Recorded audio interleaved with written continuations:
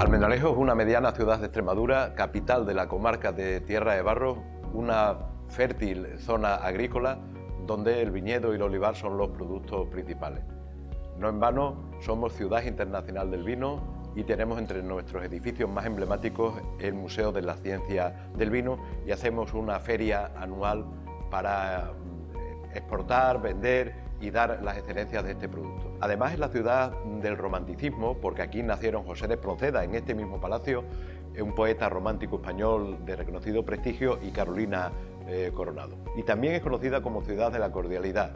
por la amabilidad de sus gentes. En esta barriada, en la zona donde se pretende actuar, es una zona de gente trabajadora que en los años 60, promovido por una cooperativa agrícola precisamente, se hicieron estas viviendas sociales para gente, como digo, obrera. Poco a poco y con el paso de los tiempos, las familias fueron creciendo, se hacían viviendas pequeñas y se fue abandonando y al final, digamos, la población que iba quedando era gente ya de una cierta edad, en unas viviendas con problemas de accesibilidad dificultosos para ellas.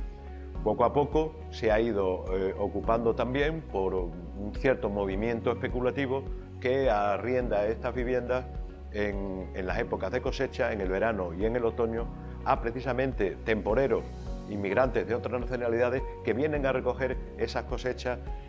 de vino y de aceituna donde ya no hay mano de obra autóctona. Eso ha hecho que esta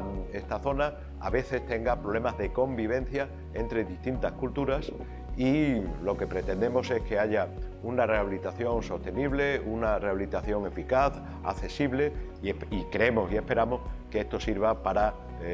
hacer un lugar de convivencia entre distintas culturas y entre distintas nacionalidades. 660 viviendas, 18 bloques, una gran zona adaptacional con 2 colegios, 2 institutos, centro asistencial, centro deportivo, tenemos los juzgados, estación de autobuses,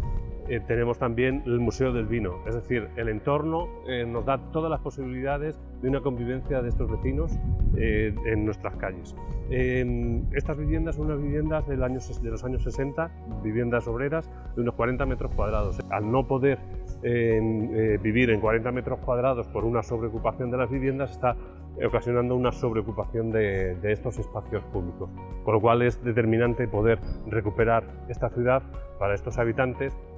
especialmente con el polo atractivo que tenemos de una zona adaptacional importante justo al lado.